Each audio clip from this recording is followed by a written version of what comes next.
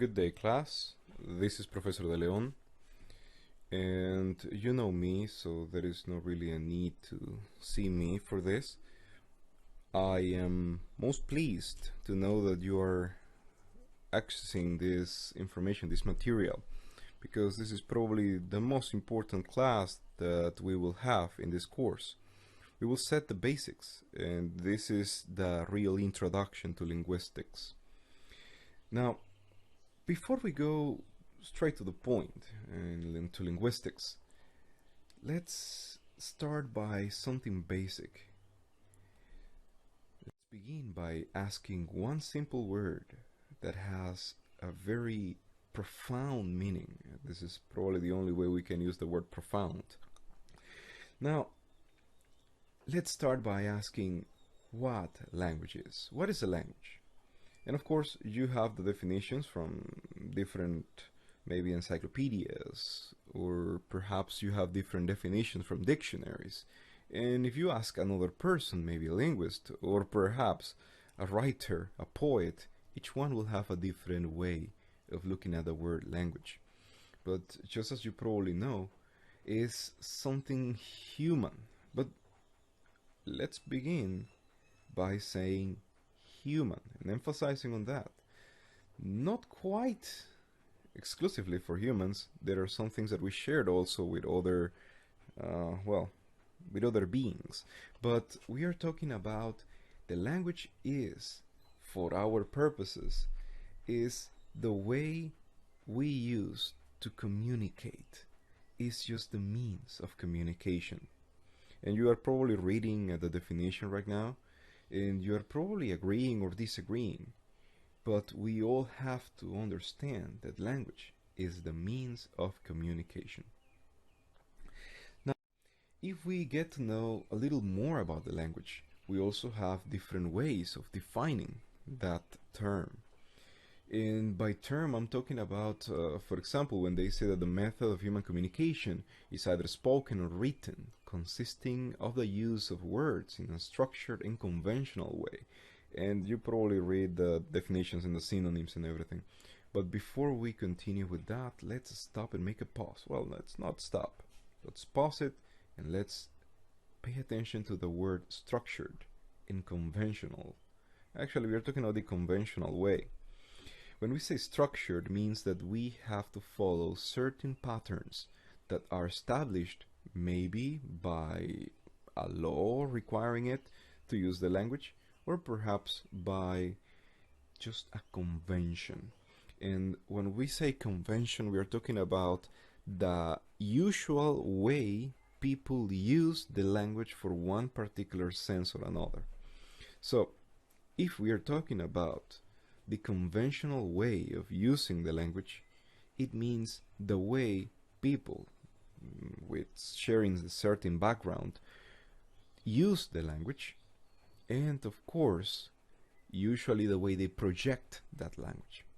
And conventional explains, the conventional way explains pretty much why do we have some rules that are not quite rules, they are just ways people do it, and that's why people don't have the same shared idea throughout the entire, well, people that speak the same language. This is something that happens with the non-centralized languages, such as English, for example, which we don't have, well, in English we don't have any kind of real academy or anything that governs the way we speak or we write, unlike Spanish or French. Spanish, for example, has something called Real Academia de la Lengua, which is pretty much what they, it's just the Royal Language Academy for the translations. Now, they speak and they write in the way we should do it, but they also compile all the different ways people use throughout all these Spanish-speaking countries. And they submit their information, their new, let's say, idioms. And, well, you know the word idioms, it was in the glossary, so you are probably familiar with that. So if I'm talking about idioms, or maybe a new term that is coming, maybe a cognate, or, well, anything else, that comes in, we can also submit that to that academy. They made it part of their database. That is called a corpus, and we are going to deal with that later. But they have um, compiled information, a compiled database of all the information and all the words and vowels and phrases that people say in that particular language. Let's go back to our English terms, because unfortunately in English we don't have anything like that. But it's not so unfortunate, considering English has evolved pretty much in a similar way in every place that speaks English. And they are intelligible, so they are people that can understand each other when they speak English. Of course, if we combine them with local dialects, it is a little different. But back to our business, when we talk about the structure, it is pretty much the same. You know that adjectives, for example, go before the nouns, or modifiers in general go before the main nouns. In the conventional way, it's the way people speak, which is the similar usage of languages and words in terms for different meanings, for the same meanings pretty much. Not different, the same meanings. Sorry about that. Now, when we are talking about the gesture, facial expression, and maybe we are talking about the grammatical structure of a language, we all have names for all of these things. But for now, we are talking about those synonyms that you see over there in the, well, right now on the screen, and you will probably have different ways of speak. Now, this is not the only way. If we are dealing with languages, a system of communication used by a particular country or community, it means people that have a same or similar background. And for example, people that come from a same town, they may have same or similar accents.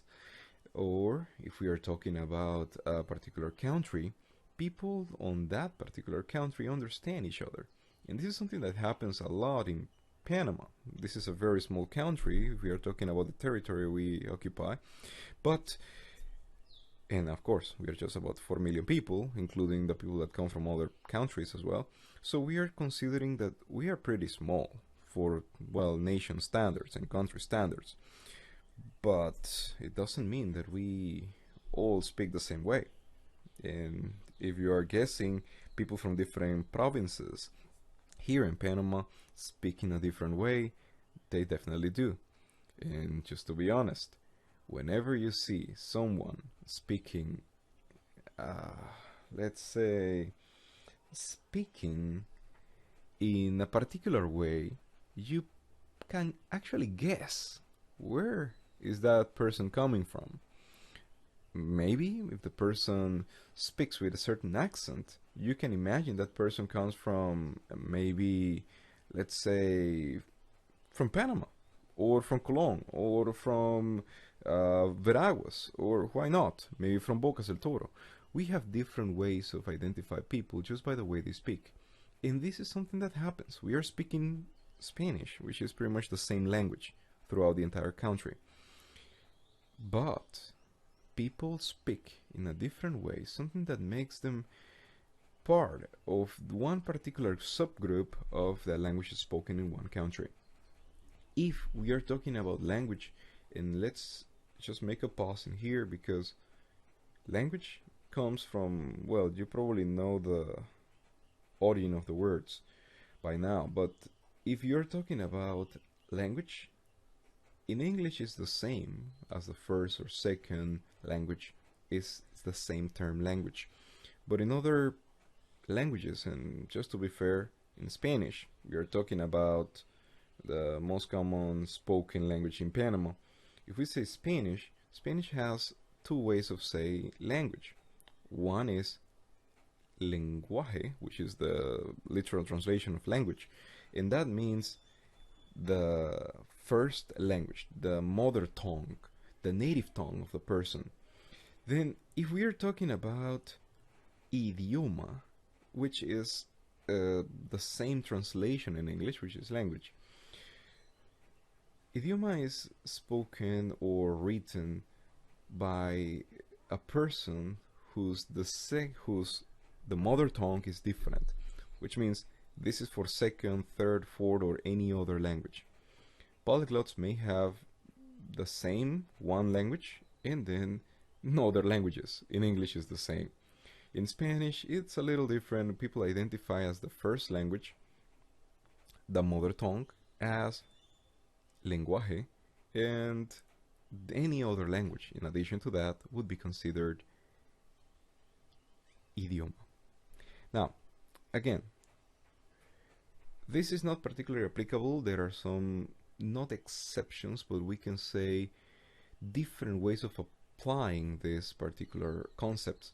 If we are talking about a person that speaks from maybe from the day they are born or even before, they have been in contact with 2 or 3 languages at the same time and they understand the same words in different ways, different languages. We are not talking about maybe the accents. People may have an accent from another country even though they've never been there. That's not a problem. The issue comes when people are speaking and they understand, they speak, they read and they write. It means they are proficient in more than one language, and that comes from very early age. Okay, we are not dealing with that just yet. Okay, now if we are talking about another way to define language, we are talking about the style of a piece of writing or speech. Now, if we are talking about the style of speech or the style of writing, we are referring to one particular region, and I'm talking about a particular type of language. If we are talking about a trade, if we say maybe, well, legal language, some of you maybe are taking a course called Trade and Legal English. You may have to deal with some words or terms that maybe you were familiar, maybe not. And why is that? It's kind of odd that we have to deal with it, but it is not odd for the people that are involved, immersed in that world, to speak like that. And that's why we have to understand this is what they call the jargon. And actually, the jargon is the language that people speak in one particular field, and this is what we call a trade. If people are talking about different trades, maybe the people that, maybe fishermen, for example, they may have a type of language that we probably don't understand. But it's not that we don't understand, they are the same words. The only difference is that they have like a different way of using the words and combining the terms to have a phrase that might be understood or not by us. Now, additionally, we are talking about different types of maybe words. Maybe we are talking about slangs and idioms that they may refer something to the people, maybe the emitter, saying whatever is the message, and it gets to the receiver, and the receiver understands and replies accordingly.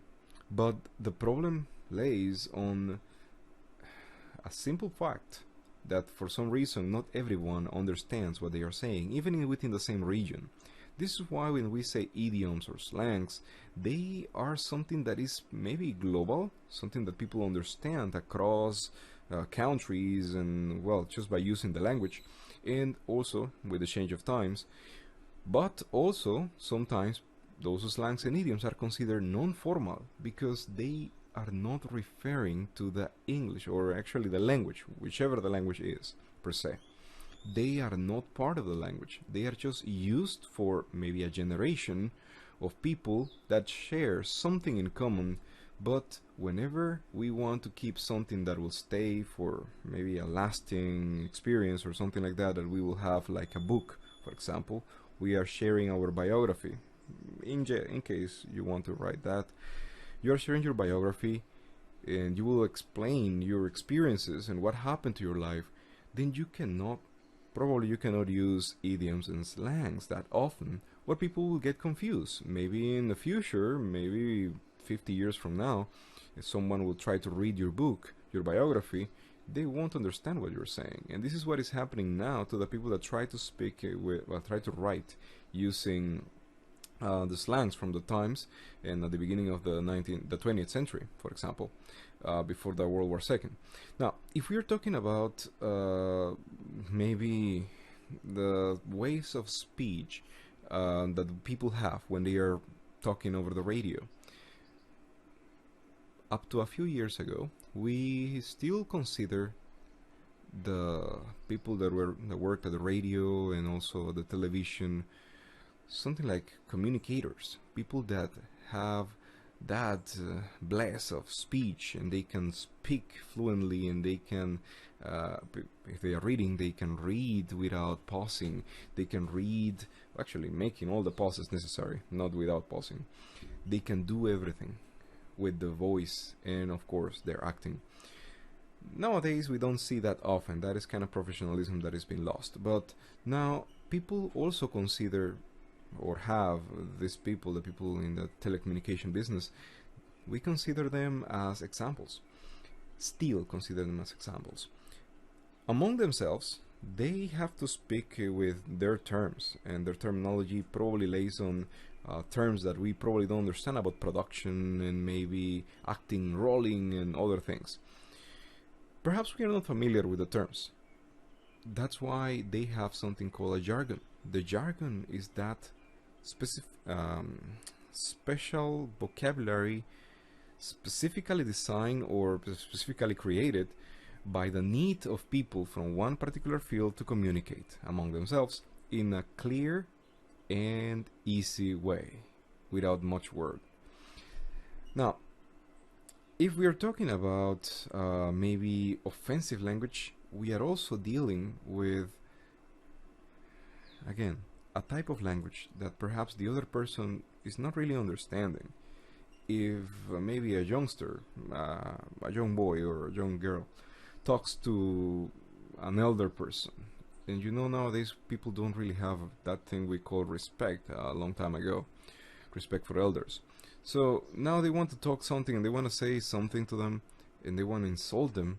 They will probably tell them a lot of words, very bad words that probably we understand, but sometimes these people, the elder people, the elder group, they might not even understand what they are saying. They understand the forms and the modisms, and they understand the body language and what they are implying, but not what they are saying. This is why we have to be careful with our writing or speech, when we are writing or speaking. In general, language means a lot, and language is not only written, not only oral. There are many other types of communication. Language is just a way of communicate ideas and terms. Alright, this is a chart taken from Google directly. And you probably know that Google is becoming as, well, not only a search engine, but also a source of information, thanks to their statistics. Now, Google actually tells me a lot about languages, and this is pretty much historical languages and the historical use of languages thanks to the literature they found, and they have access to a lot of books. Pretty much everything that can be searched through Google, they probably have records of it. So if you can see that the chart, they explains that pretty much what happens about 200 years ago, a little less than that, but it's not scientifically proven, it's not accurate, it's not a research, but it is a good way of, well, know the usage of the word language. And you probably guess, why is this curve going down and then goes up again? If you're wondering that, or whether if you're not, still I'm gonna tell you. This is simply because by the dawn of the century, I'm talking about the 19th century and the beginning of the 20th century, people wrote a lot more than they studied about the language. And during the 1920s to the 1940s, we have that period of time that we call the wars, the Great Wars, the World War I and World War II. And on those times, we unfortunately didn't have much development of language, because people were more focused on trying to decode languages or trying to learn languages in a well, not systematic, let's say automatic way. So people can understand wherever they have to go to another country to fight, that they needed to understand languages, but they didn't study the language. They only used the language. And we will be talking about that in the future, in a future class. We'll be dealing in details on the different methods people use to learn languages or acquire languages. There is a great difference between the two. Now, back to our business. After that, we see an improvement. It is like a boom of language studies. And people started studying based on the previous experiences. I'm talking about previous experiences at the beginning of the 20th century. And this is why people started applying the knowledge they gathered before. And now they are using it to expand the language boundaries to its limits. Nowadays, we don't see much studies because we cannot really say that there has been anything else different from the last 20 or so years. Now, just to notice, right before the 2000s, we are talking about the boom of the internet. That is the internet boom, they call it. And with that, and the advent of computers and pretty much everything related to computer and technology, by the 1980s onwards until pretty much the 2000s, roughly 2000s, we had that wave of new terms, new words, in general, new way of understanding our writings. Notice that the word email wasn't really popular, actually didn't even exist before the 1980s. But even though it was there. It was there from the beginning, from the 1960s that we got the first digital computers and the connections and everything. But we are not dealing with that right now. If you like, you can also research a little bit more on the first emails and why emails are still popular today. Now, in our case here, we are dealing with the way people use the terms. And for example, email, you probably know that it is electronic mail. That E stands for electronic. Electronic mail, it's simply the way to send a message just by using technological means. And I'm talking about using computers probably, or cell phones, or any kind of computing device that can connect to a network and deliver the message through a server, well, a set of servers, and a physical connection to another place. Well, that's pretty much, well, roughly what an email is. This word wasn't really something that existed before, so they have to invent it based on previous knowledge that we know about mail. The mail are the letters that we send and receive. Well, people send and receive papers, and they ask the mailman or someone to deliver that, or they send it to a PO box or somewhere, but they send it to another place and they physically got the message. After a long journey, they got the message, physical message. They open the envelope and they read the message and they probably reply after. And it took a long time. Yes, a really long time.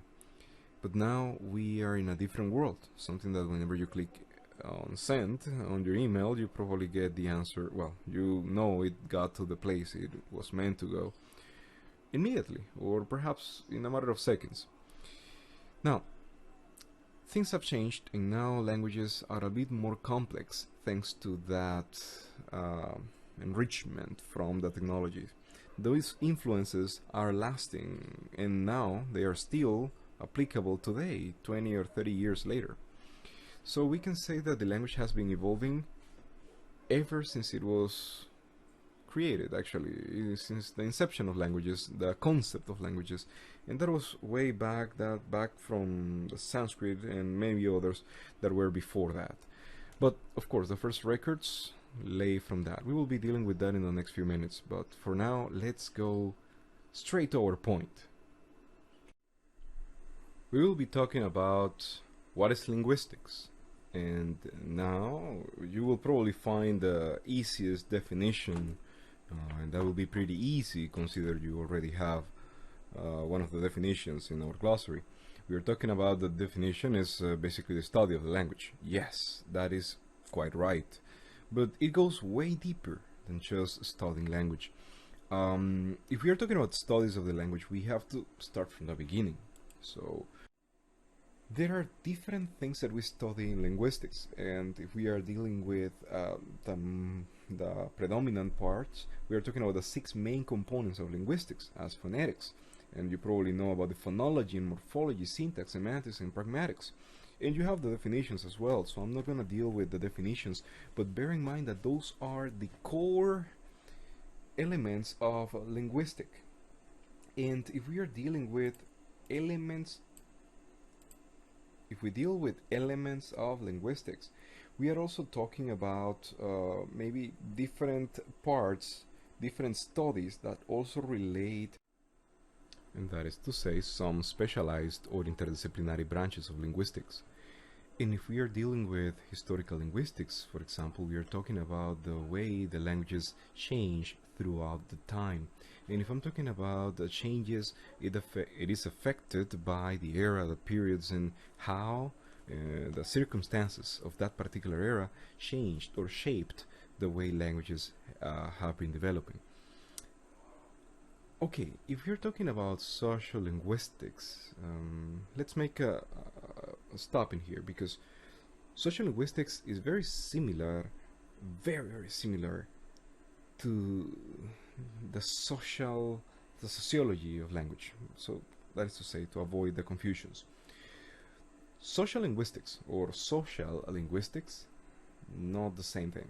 Social linguistics is the effect of society on the language. How the society in general, how the people, the users of the language, affect the language itself. But sociology of language focuses on the language effect on society, how languages shape or alter society. I am not going to spoil this because you will have to do something with all of these terms, but basically the world sometimes change to assume someone else's identity by using the language. Back to business. If we are talking about psycholinguistics, psycholinguistics is basically the psychological factors that basically they enable the human to acquire or to use and of course interpret and produce language. How our brain goes, it is part of neurolinguistics. What interactions, what type of chemistry or chemical reactions we have in our brains whenever we are dealing with language. That is something that neurolinguistics basically, in general, that's what neurolinguistics deals with.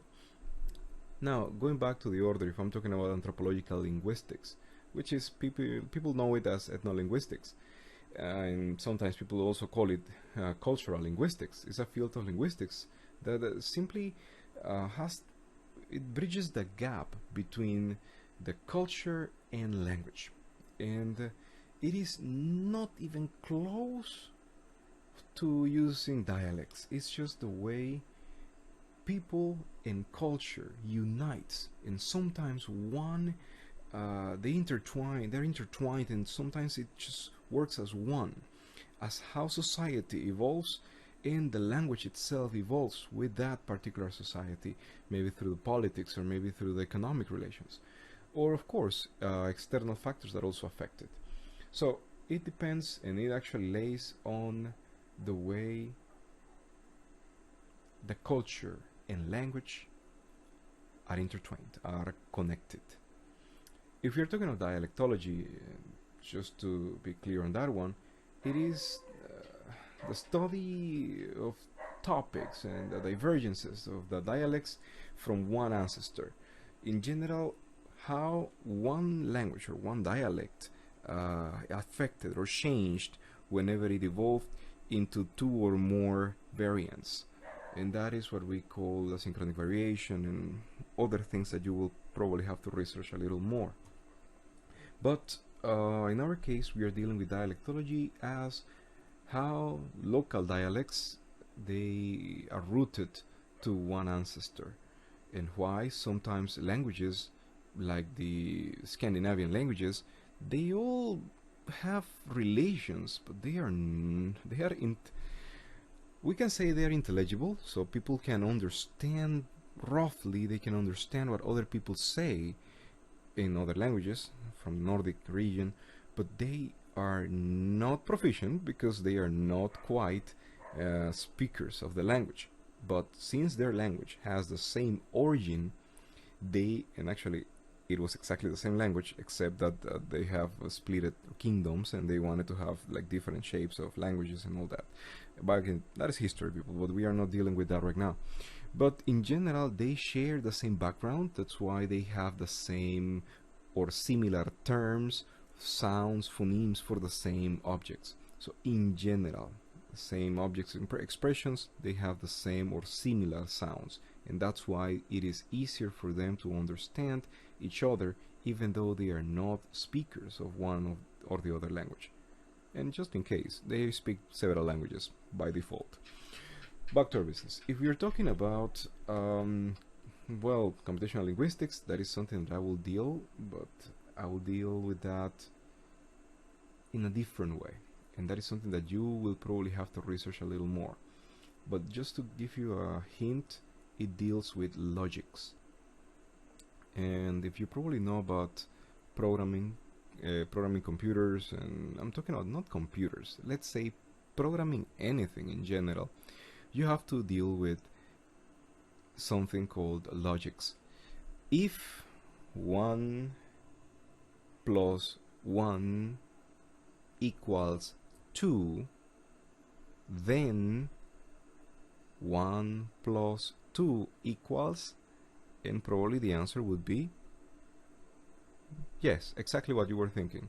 So this kind of logic that explains if something relates to another object, then there is a response on that one, the result is or equals, and so on.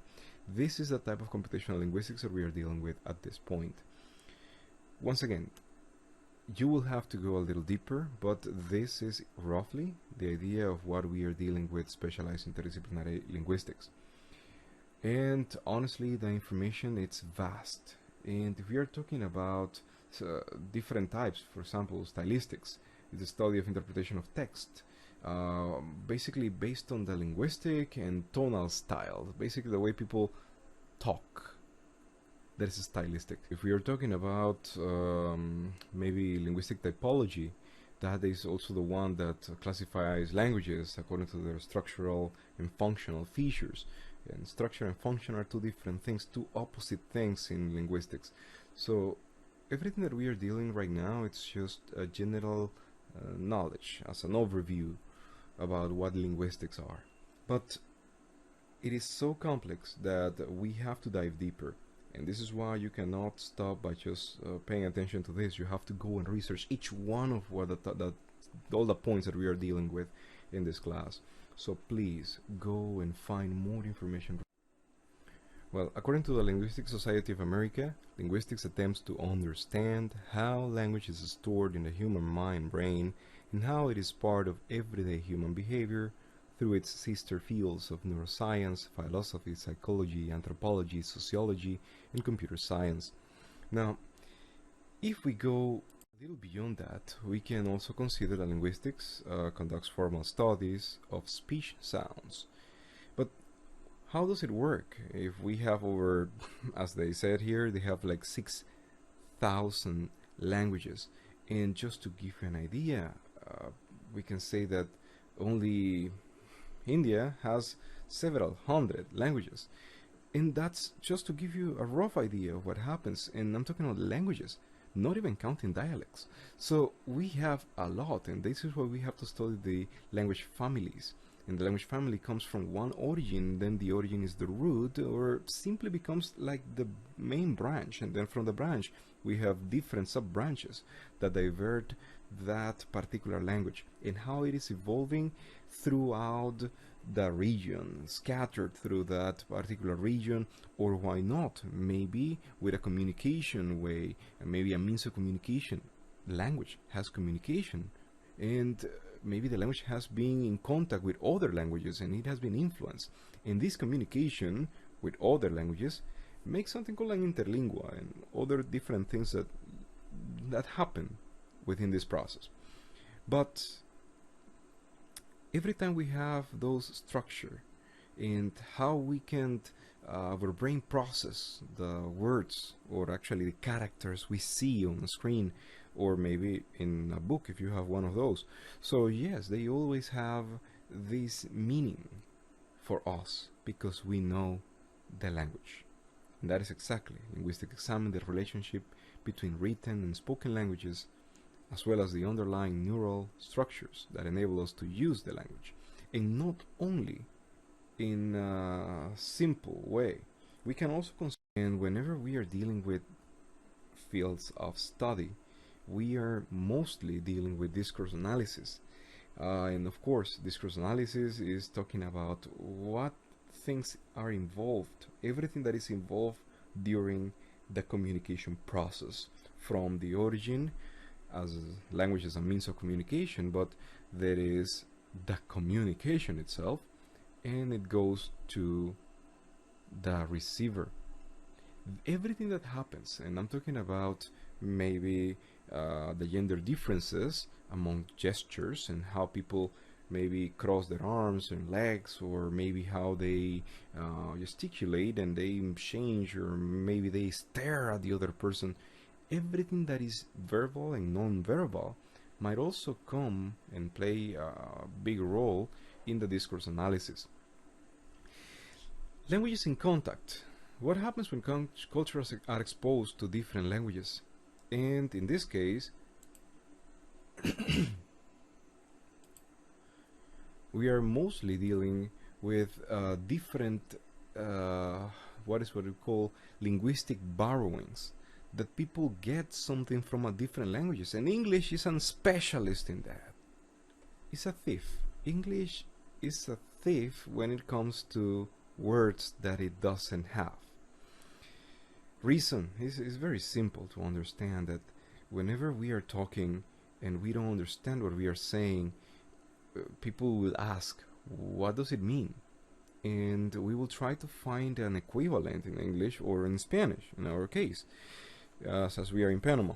So what happens whenever we encounter a new word or a new term that is not common for us?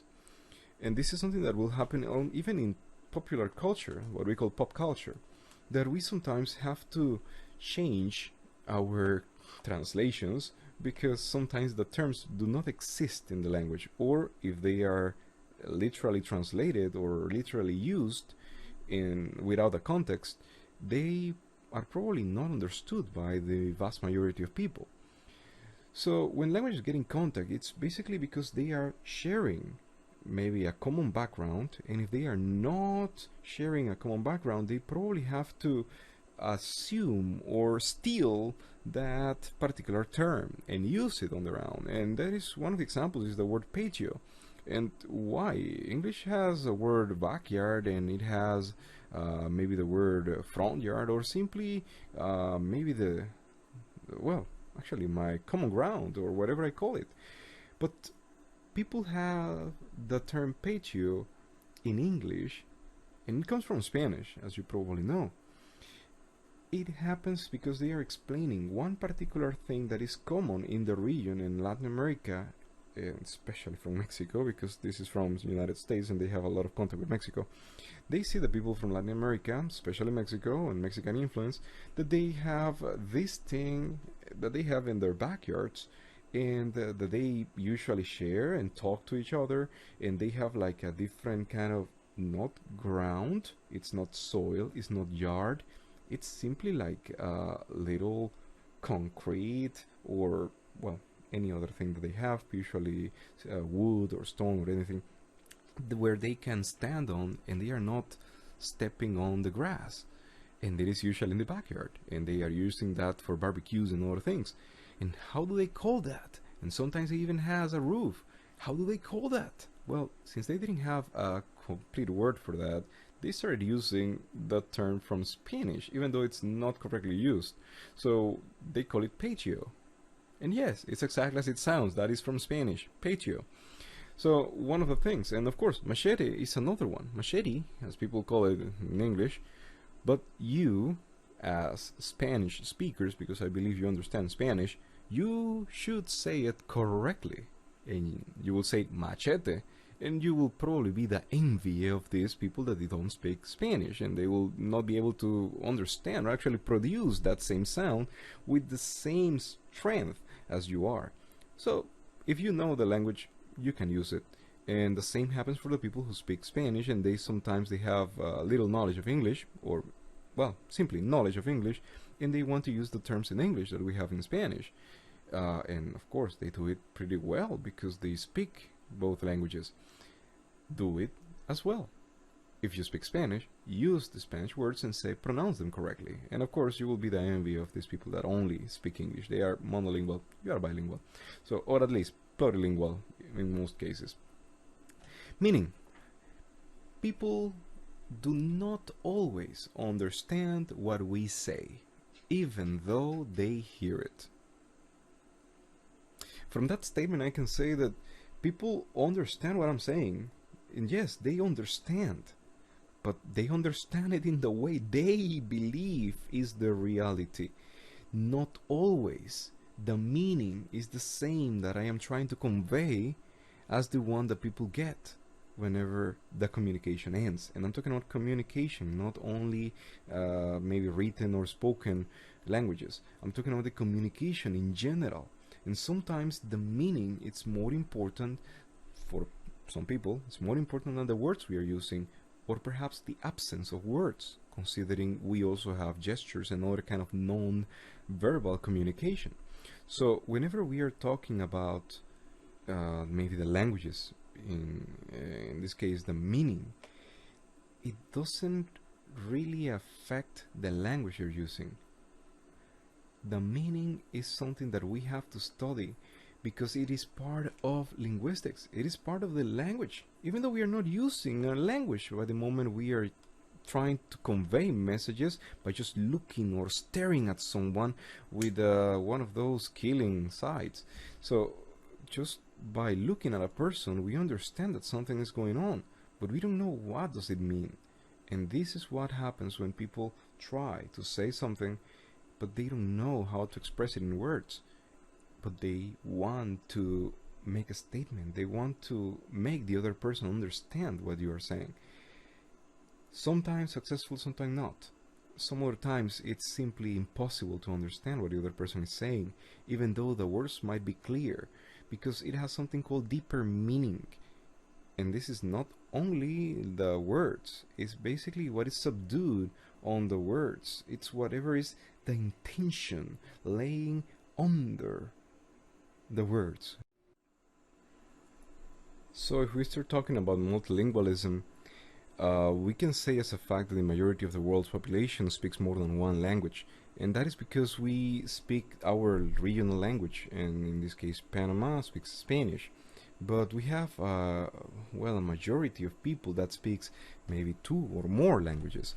And the reason, and just to give you an idea, the reason, Panama has been in contact with English for a long, long time, and it is probably the most widespread language in the world. But not the entire population speaks that, and actually people don't even speak English. In Panama that is not quite right, but people have a different way of understanding this. Multilingualism not only applies to the formal languages per se, and if we are talking about international languages, formal languages go way beyond that. And if I'm talking about maybe local languages in Panama, we're talking about the Guna or the Novere, they speak that, and actually people understand that. And if someone tell me like Nyagare, I understand what they are saying, and I will probably fight back. But if someone is telling me a different, well, from a different perspective, how language is spoken or how a language is understood, I can also say that Panamanian Spanish is a little variation from the standard Spanish that actually people know. If we get to know a little bit more about Panama, you probably understand that in Panama we speak in a very peculiar way that it won't really go anywhere out of our frontiers, out of our borders, because for some reason Panama has so much regionalism, and almost every single part of Panama speaks in a different way. But at some miraculous point, we all understand each other. But there is a problem. People that are not from Panama, they probably won't understand what we are saying sometimes. And if I tell you right now, el Micho te caramba la curumbita del palo, you probably understand what I am saying.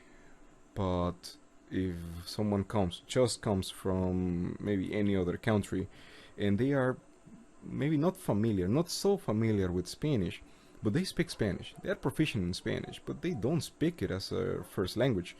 Let's say someone from, uh, let's say someone from Morocco.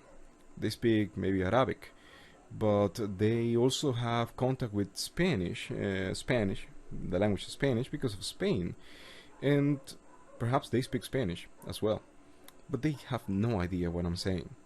Reason, you know that Micho is the cat and is encaramao, it's actually on, and probably la curumbita del pano is the top of the tree. So you are probably understanding, but people out of the common ground that it has no, they don't have our background here in Panama, they are probably at lost whenever we start speaking our regionalism. So if we go back to our regionalisms, we are also dealing with slips of the tongue, which are something that happens involuntarily sometimes, and it is not only something that happens to maybe a certain amount of people. It happens to me all the time, and if you have noticed, sometimes I speak fast, I speak slow sometimes, but it happens whenever you are trying to convey a message, a meaning, but people don't quite understand it, or perhaps you cannot articulate it correctly, and or maybe what you're saying is simply you are saying something but implying something else because you want to keep a deeper meaning. Some slips of the tongue may cost you a lot, and that's why we have to be careful. And this is one of the most common fields of study. Some people consider those as part of maybe a mental issue that people may have. Maybe they consider that sometimes the stress can cause a lot of sleeps. Maybe whenever we are trying to convey a message and we say something else involuntarily. Again, those are fields of study, and they have there are plenty of researches in general throughout the world based on this. And of course, social linguistics. So in general, that is how languages are important to society. So once again, these are just common fields of study, but there are plenty of more fields of study for linguistics. Those are the ones we can consider are generalized throughout the different languages. Again, this is not only applicable to English, but in general as languages in plural. Okay, now if we are talking about something that keeps the humans a part of the other communications, and just to give you an idea, whenever we have a emitter and a receiver and they communicate, they have contact at some level, there is communication. I wouldn't say there is a language, but there is communication.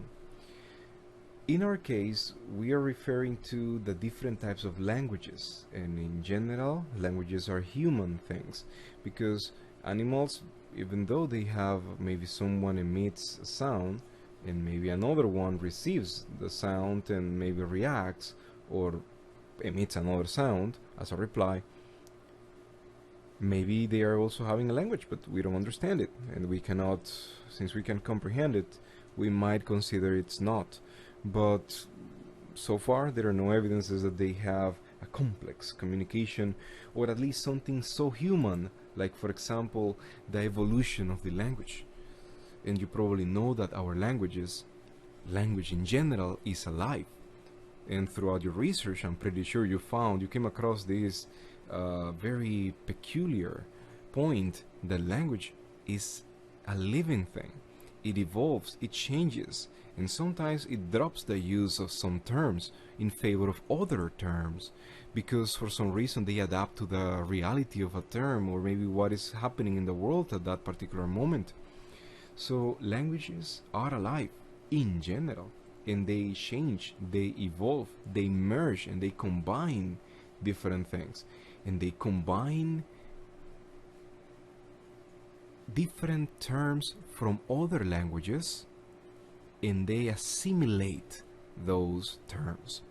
This is what we call linguistic borrowing, that for some reason there is a word and the word is not possible to have it in, for example, in English. There is not a term to represent that little type of floor people have in their backyards, and sometimes they even have a roof for that, and they do barbecues on that, and they call it patio in English because of the Spanish influence they have from the people from Mexico, which are the most common users of the patio. And of course, there is nothing like that in English, and they call it patio. They have Porsche, which is something else that is even another borrowing, but it's a little older. Maybe we have the word machete. Machete, it's the tool, we are talking about the hand tool to cut. But the thing is that in English there is not a word for that. So they have to use the word from Spanish. It is a linguistic borrowing from Spanish. Machete. And if you speak Spanish, for example, you have the advantage because you know the correct pronunciation. It's not machete, it's machete in Spanish. And if you say that in English, among people that are monolingual, they only speak English, people, you will be, there will be a bump and you will probably get the attention. There will be the envy of these people because they don't know how to pronounce it correctly. And they will be asking you, how do you know it? And are you from Panama? And other things. So they will start talking to you. Additionally, we can say that languages are not only something that we can teach and learn, and sometimes languages are acquired. In languages, I'm talking about languages as words or terms that we don't use every day, but we understand. We have them in our brains, we store them, and when the time comes, when the need comes, we understand what they mean and we can use them. This is something we have cultural transmission as the way our world shapes our vocabulary. Whenever we are in contact with a language, we are usually learning more from the examples we hear from people, or maybe from the people saying or repeating or pronouncing a word in one particular way. And this is what we consider part of the origin of accents. That's for some reason people from one particular region have similar accents.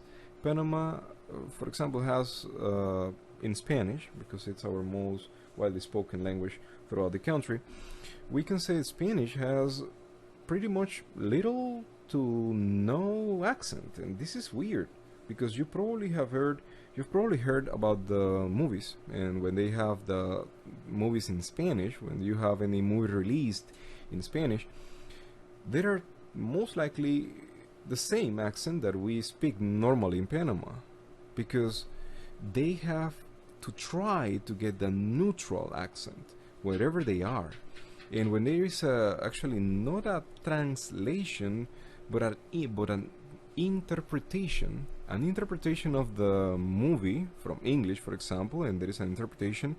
We have voice artists that do the voiceover. The name for that is voiceover. They do the voiceover, and they usually try to speak in this neutral accent of Spanish. Reason: not every place understands the accents from different places. And just to give an idea, if I start hearing someone from Argentina in Spanish, speaking Spanish, I notice the difference, and I also notice the difference from people from Mexico. But if someone speaks in a neutral way, like the ones we hear in the movies that are spoken in Spanish, for example, or interpret in Spanish, then we are considering that these people, we don't really know where they are from. Perhaps one or two in the entire cast might speak in with accents, but pretty much everyone tries to speak neutral. And Panama has this advantage that we speak neutral because simply we haven't have much contact with the northeast, south of America. I'm talking about the north, Costa Rica onwards, and you know that people from Costa Rica speak in a very different way, at least speak Spanish in a very different way than Panama. And the people from Colombia speak Spanish in a very different way from Panama as well. This is why Panama has kept the Spanish similar to zero accent, accent free, we may call us. But relatively new to the language is that in the last 20 to 30 years, people have been trying to adopt different types of accents, and that is sad because we have our natural neutral accent and now we are changing it. But that is part of our cultural transmission of languages. And if one generation to identify themselves to maybe a different type of music, some people want to speak like the singers, the reggae singers, others try to speak like rock singers, and maybe others want to be like the people in the movies and they want to speak like them. They are acquiring or generating, not quite acquiring, but generating languages or actually accents in the language, and for some reason that is affecting the next generations whenever they have offsprings, and I'm talking about kids. Maybe they start talking like that and the kids will acquire that. They won't learn it because there is not a formal instruction for it, but they are acquiring the language, they are acquiring accents that they were not natural to us, it were imposed or invented or simply generated by their parents, and now the kids are picking that up. Now, if we are talking about maybe the arbitrariness of our language, is in general we can consider it is the absence of any natural or necessary connection between the word's meaning and the sound or form, whatever they are doing. In general, we can say that whenever we say something, no matter the language, regardless of the language we are using, it doesn't necessarily have a real meaning or any kind of relation to the sound that we are producing. And if we say that is a roar, what is roar? What is rot? What is that? That is a lion, probably. We are talking to, we are referring to, but nobody understands. We understand that there is a lion, and if we speak Spanish, it's un león. But we are saying that that word, that particular word, lion, has no meaning with the animal itself. It is something that we as humans, and only humans, have this random order to represent things with sounds. And this applies for pretty much everything. Except for a few onomatopoeias, normally, whenever we say something, we are referring to random things that have no relation with real things. And if the real thing is there, we can call it the way we want it, but we decided to call maybe a pen, we call it a pen. It makes no sound. It has no particular way to be represented except for the general common background knowledge that we call it pen. And we understand that the pen is the utensil we use to write. It's a writing utensil in the end. So if we are talking about arbitrariness, is the lack of relation between maybe a characteristic and actually the meaning of a word or a phrase. There is no apparent connection between the sound and the sense, the meaning of the word. And something similar occurs when we are talking about the displacement, because displacement is simply when you are talking about something that is not in front of you, something that evokes another thing in your mind. And whenever we say, maybe I am out at the sea, unless you are pretty close to the sea, then you don't really have the sea close to you. Of course, you don't have, you are not at the beach right now. You're probably at home or somewhere confined somewhere in Panama, probably. So this is what happens. We are not physically in a place where we share the same information, the same thing. We cannot point at something, but we understand whenever we say something. And if I tell you elephant, what comes to your mind when I say elephant? Well, you probably have your image projects the picture of an animal. And probably that is the easiest example of displacement. You don't necessarily have to be in front of an elephant to understand that that is an elephant and to know that maybe there is whatever is the situation I am referring to. Displacement also applies when we talk about poetry and literature in general. It evokes feelings, and by reading some text, you can start crying. And I have seen a lot of people doing that, and actually myself included. I can say that words are powerful. Words can change people, can change their mind, can change everything. And that is important because words have started wars, and so have ended wars. So, once again, we talk about displacement as something that is not physically in front of the person, of the emitter or transmitter, but it has meanings and it evokes meanings. Now, if we are talking about how do we use it, it's mainly due to the productivity. And just to be fair, when we deal with productivity, it's the unlimited combination of words every time we are using the language. By language, I mean you are writing or you are saying. And we have a limited amount of characters. Let's say we have the alphabet and we have the numbers, but we have unlimited ways to structure different words and arrange them in different orders to represent an unlimited amount of combinations. And each combination, you know, can change and differ the meaning. So when we are talking about productivity, is the unlimited combination of words that people can use to convey meaning. And this is something that is only human. And this is very human, by the way. Now, it is not always as simple as using words, but language is based on meaningless items, such as phonemes, for example.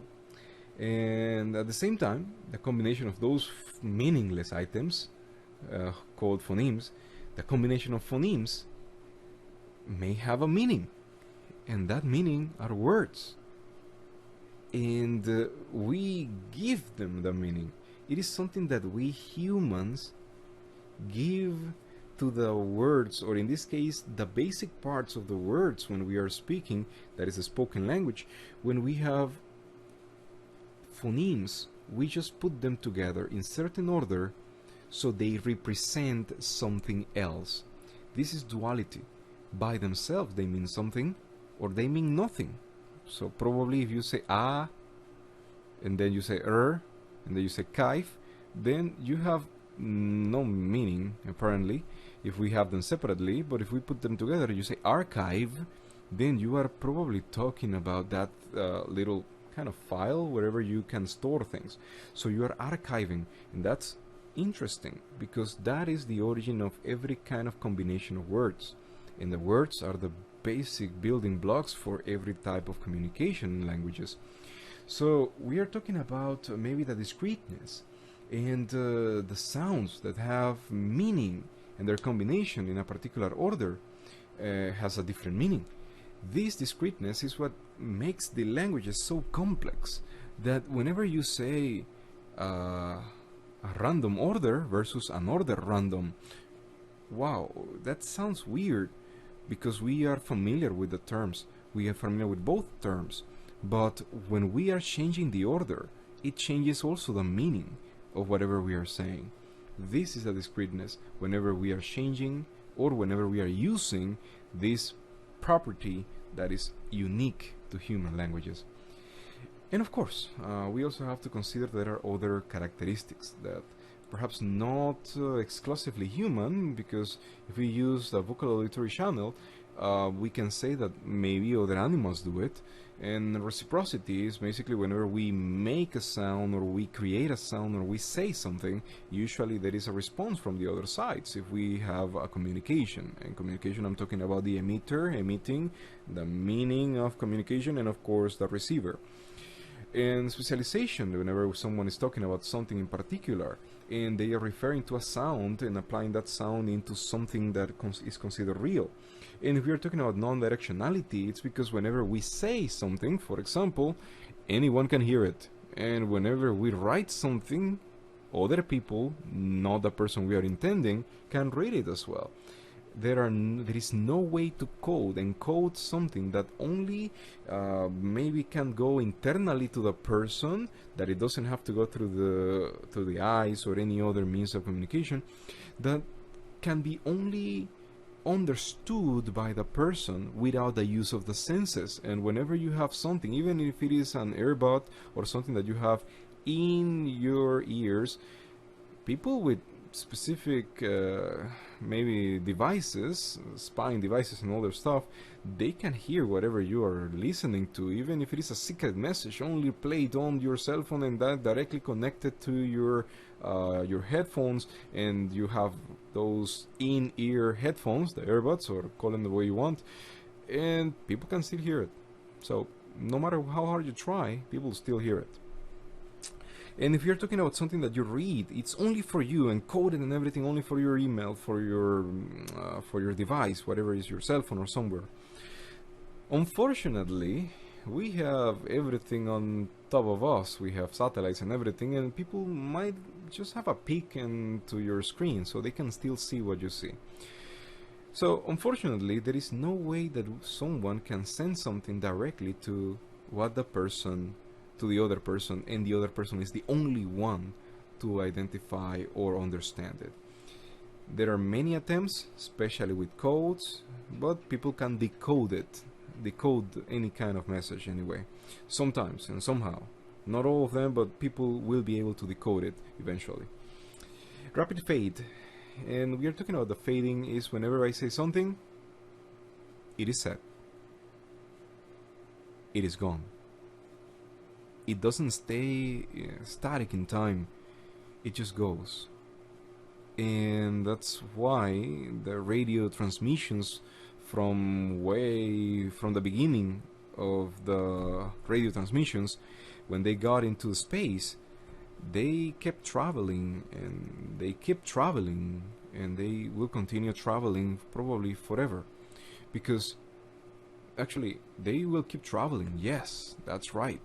But unfortunately, where they are supposed to go and they get there, they will not stay there. They will just simply go. They are gone. Whenever you say something, it's gone. Radio transmissions, they are transmitted. They were transmitted back in the, let's say, the early 20th century. People sent transmissions, TV transmissions, at the beginning of the 20th century. Those transmissions are still in the air. Not quite. They went away. They went out of the air in Earth, and they are now probably in space somewhere, traveling at the speed of whatever the speed it is. Probably the speed of sound. I'm sorry, the speed of light, probably. But anyway, they are traveling. They keep traveling, and they will go from here to Earth to anywhere, but they will not stay in any place, but continue traveling.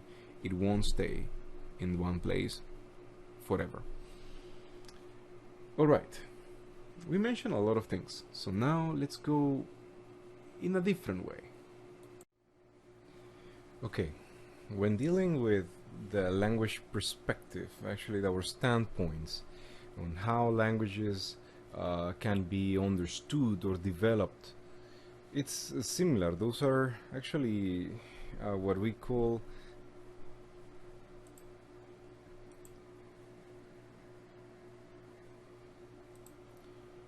analogical points of view. So if we are talking about maybe the synchronic approach, it considers that the language, it's from a standpoint that it's what is happening at this moment, in this particular time. It has nothing to do with the past. It is talking about the point in time that we are studying. It's like taking a snapshot of one particular segment, one part of the language in one particular time. Versus the diachrony. Diachronical deals with actually the ways of the historical points of view and how the language has evolved throughout history until we get to that point in time, of course. But considering that, there are other things that we cannot say. For example, if we study the language as it is, uh, just in the way, in the present tense, in the present time, what we see, what we use, how we use the language, all of those questions probably will be answered, but they will not have in consideration what is happening or what has been happening and what a series of acts lead to get us to this point. And this is why we have to consider both approaches when we are studying languages. And this was primarily said by Saussure. And just in case, that is Ferdinand de Saussure, one of the most prominent linguists of all time at the beginning of, well, by the turn of the 19th to the 20th century. He was, actually, his studies were so powerful and influential that even nowadays, over 100 years later, we are still using them as a basis of linguistics. And actually, he created the course in general linguistics. It was a book. If I'm mistaken, it was 1916. Or this work, if I recall correctly, was a posthumous work compiled by other great minds. Sure was a professor at the University of Geneva. It was by the beginning of the 20th century, 1900s, the beginning of the 1900s. This professor, Ferdinand de Saussure, he studied through research and also his lecture. Okay, now if we are dealing with the ways people use and should use the language, we have to deal with descriptive grammar and prescriptive grammar. With the descriptive grammar, we are dealing mostly with the conventional use of language, and that is what we call conventions. In our case, English conventions. And this deals with the way people write and the way people speak in reality versus the way people should read, which is the prescriptive part of the language, following all the rules and establishing the different points of view and a paragraph with all the different aspects and following all the grammatical structure rules for writing paragraphs. And of course, it deals with syntax and all the other things that we have to deal with when we are writing in a language. But in English it's a different case, it's an oddball. But normally in other languages that have a centralized governing academy, usually, that they have something that establishes the rules and everybody follows, it is a little easier. And just to give you an idea, for example, Spanish, the Spanish Royal Academy, they are the ones that usually have the rules. They set the rules, and every 10 years they just get together, 8 years probably, 8 to 10 years they get together, and they set the rules on how the languages will be spoken and what things will change, and maybe the changes within the prepositions and the verbs, and maybe how they combine together and create prepositional phrases or verb phrases. And of course, everything that has to deal with the use of the language and the rules is centralized, is compiled by these academies, and of course published throughout all the Spanish-speaking countries. And the same happens with the Académie de Français, that's the French Academy.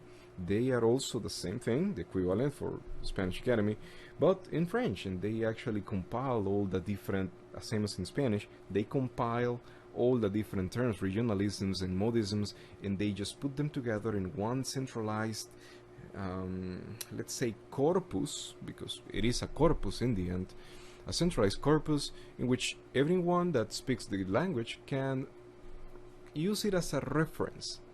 But again, even if it is there, it doesn't mean that it should be used. It is just that it is there as a reference.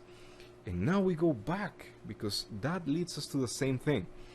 Even if we are talking about the standard, so-called standard language, there is not such a thing as a good or a bad language. And if one thing you have to remember about all this lecture is that there is not such a thing as good or bad language.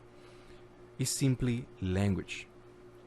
And as long as the emitter sends the message and the receiver receives it, and usually the means of communication is language, that is language. There is nothing else. There is nothing wrong about it. And even if we use the words incorrectly, if the emitter uses a term incorrectly and the receiver uses the term incorrectly, but in the end it is a correct answer based on the message, and both of them are communicating, that is language. So there is nothing wrong about it. Again, this applies for non-standard languages, and we are talking about informal languages like the jargons that people speak, and maybe the argot that some people have in certain levels, and maybe the people that have regionalisms that whenever we speak and other people understand, we are always communicating, regardless of where or what the words we use. And that is why dialects are not affected by this, because dialects will be, and actually they are just common grounds for people in one particular region. They share the same, even though it is not prescriptive as a language should be, they are communicating. So they are, well, this is the descriptive, from the descriptive point of view, the descriptive grammar, we have to consider that they are communicating and their structure might be correct. And it's something that happens in Spanish, and especially you have heard people saying, no, I don't need no help. I don't need no help. That is double negation. Double negation means that, well, it's just like the law of the symbols. Remember probably when you say plus and plus equals plus, and minus equals plus. So yes, that's the same thing. Minus and plus equals minus, and plus and minus equals minus again. But whenever we say minus and minus equals plus, we are referring that no and no means yes. So if we go to the prescriptive way, we can say that I don't need no help. I don't, it means that you don't need. But when you say you don't need no help, it means that you are saying no to the first no, which means you need help. And that's something that if we go prescriptive, we have to consider that this person is asking for help. It's a cry for help. And definitely it is a cry for help. But if we say in the descriptive way, we understand perfectly well that it is just the way people speak. And we all know that people speak that way. And because we have seen that in pretty much everywhere, maybe in writing, maybe in news, and maybe, why not, in movies as well, series. And if we go and we live in an environment, we have the blessing of living in an environment in Panama, like a cluster of people that speak English, we may probably find ourselves in a situation that we have to apply our non-standard knowledge of English to understand our peers. Because we will have to look at it from the descriptive grammar, actually from a descriptive point of view, because we have to use the language. We are not studying the language. But in your case, you are in a different situation because you will be professionals in the language. Which leads us to probably our last thought. You are not learning the language. You already know the language. Now you are learning about the language. And it is something you have to keep very close to your heart from now on, if you don't have it just yet. Because you are now becoming professionals in the language. And this is why you, whenever you express yourselves, you have to be careful that there are other ways people speak, and depending on the context, you may have to speak in certain ways, even using jargons and perhaps descriptive ways. But you have to keep a standard for yourself, and whenever you're writing, usually academic writing, you have to keep that in mind and use the language the way it should be used. And don't worry about people saying that you are doing it wrong. No one will blame you as long as you do it correctly. Alright, people. This leads us to one last thing. The English language is nobody's special property. It is the property of the imagination. It is the property of the language itself. Derek Walcott. Okay, Derek Walcott, Nobel Prize, 1992 if I recall correctly. He is not with us any longer. He died in 2017, but his legacy lives, and he will live probably forever in his words, in his literature. Just as language is. Language is a property of language in itself. Remember that language is alive, and we are just users, mere users of the language.